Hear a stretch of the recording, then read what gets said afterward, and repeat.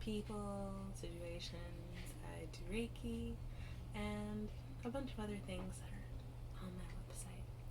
So we'll start now with Taurus, my wonderful earthy cutie pies. Taurians, this has been a very slow and steady month for y'all.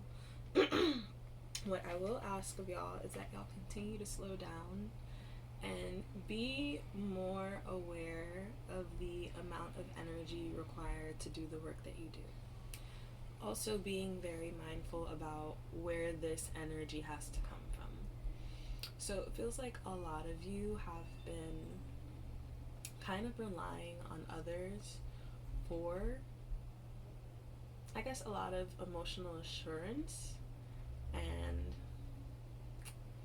kind of just needing a lot of support from others that you could give yourself. And this is not to say that like it's bad to reach out or it's bad to need support, but it is to say that some of you, obviously not all of you, I would say some of you who feel more of an energy of hysteria are reaching towards others in ways that can make people uncomfortable or frustrated. So the folks who are vibrating a little bit differently or higher could be kind of going through more of a sense of withdrawal of mental peace. But the ways that you are handling it are more so through kind of putting yourself deeper in the work, and almost refusing to quit. But don't look at it as quitting. Look at things as more of, let me reward myself. Let me take a break to give myself a treat that is not going to harm me or make me feel guilty later. So it feels like for most of you, traveling is going to be the way that you treat yourself. And this is going to help you because it'll help you build more discipline. So what I think would work for a lot of you is building a saving plan that helps you take a trip every 3 months. And during the months where you're giving yourself some space, you don't feel like you're traveling, you're still able to save money for other things, right? Excuse me. So this could look like the first 3 months you do it, you go on a short trip to maybe like somewhere like, if you live in New York, maybe you go to somewhere like DC. If you live in like California, maybe to somewhere like Washington, you know? And then during the next 3 month cycle, you go somewhere a little bit further, so you save a little bit more, right? So giving yourself space to venture and think about all the places and expressions of yourself you want to embody will be really good for you, because it can feel like a lot of you are trying to spend more time with other people to be reminded of who you've always been, to be reminded of who you are, because a lot of parts of you are molting with this Uranus and Taurus energy for most of the year. It has definitely been leaving a lot of your lives in crumbles and shambles, experiencing a lot of tower moments, and it's not a bad thing. It just means that a different level of intentionality and energy is being demanded of you. And a lot of you, yeah, that's how y'all feel. A lot of you are craving a bigger sense of stability, and your friendships offer that, but sometimes you don't need stability. Sometimes you need to wade through all the rubble and find new seeds. When you're moving through the rubble, you need to find water. When you're moving through the rubble, you need to find things that help you kind of create anew. So with the water and the seeds, right? You need something to drink. You need something to cleanse you of all of the feelings you have, of all of the intensity you feel, so that you can feel a little bit more present in your vessel. But looking for the seeds is looking for the idea of where you are to move and what possibilities you have. So the seed packets you find might be of different kinds of plants. A plant that will help you grow a big old tree, right? So a place that'll help you move to higher mental energy. A situation that'll help you clear your mind more.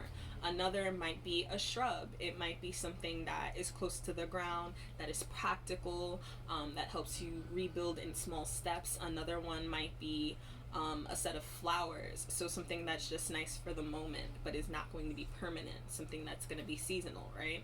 So there are a lot of different options for y'all right now. But if you're constantly like just rumbling around and you're freaking out like, oh my god, everything is falling apart, you postpone the peace, right? You postpone the like aha moment where you're like, okay, so something different is being asked of me, so how do I move through that? So of course this is leading somewhere. Great medicines for y'all right now will be mullein. Mullein is really wonderful for the lungs. Taurus rules the throat, so if any of you have been with Taurians, it's so funny because whenever y'all are dealing with some shit, y'all always always clearing your throats, always grabbing your throats. Heal your throat. Do more work for your throat, right? Mullein is also wonderful because it's an expectorant. It helps us get out all the mucus. Calendula will also be very wonderful because it will help you break through the remnants of the pain you're dealing with and the remnants of all of the changes. So it feels kind of like you would want to avoid fire energy, but fire energy is literally my sister's coughing, that's so fucking funny. Fire energy is imperative because a lot of you are avoiding change, are avoiding letting go of certain issues in communication and how you deal with yourself and certain aspects of stubbornness, right? So working with a fiery, powerful friend like calendula really helps because calendula not only cleanses us, but it empowers us. It allows us to step into our power more comfortably, and it allows us to recognize how many options are really available to us. This is such an optimistic plant to work with. So if you've been finding yourself feeling really heavy and down, or feeling like you need, calendula is that plant to say, okay, I got this shit. Like, I'll be fine. And of course it came up for other folks too, but it's that season. Elderberry, wonderful for releasing, wonderful for death, wonderful for transmuting the energy of loss, the energy of not having, the energy of rebirth, and it will be a wonderful herb to help you facilitate that rebirth. One other thing for Taurus, don't rush what the rebirth looks like. Lighten up. Hummingbird. Joy. This could also speak to a really good energy of new love coming into your life after you finish doing the work, of course. You know how that the universe works. There is nothing that says that you cannot have fun while you're doing this releasing work. There's nothing that says that it can't be fun to enjoy yourself, to dig into new aspects of yourself. When you see hummingbirds, they're always excited. They're lighthearted. They move very quickly. They give themselves space to go from flower to flower and to enjoy. They're completely in the moment. So while these things are happening through you, give yourself the space to acknowledge how many possibilities you have, and the freedom in that, because there is a comfort in being the same person, but there is a freedom in choosing who you want to be in the midst of that. There is a freedom in the tower crumbling, trust me.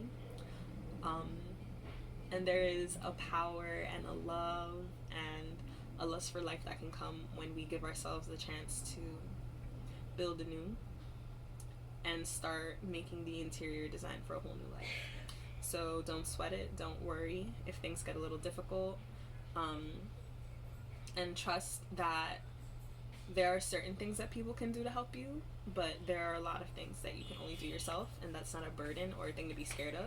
It is a chance for you to develop more trust in yourself.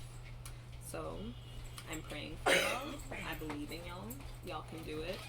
Get y'all some herbs for your throat so you can release, and you'll be fine. I'm always available for personal readings, so if you would like to get one, if you would like to work with me, the link is going to be in whichever, you know, whether it's YouTube or Instagram, it'll be there. Just look for it. And I hope you have a wonderful new moon in Virgo. Love you.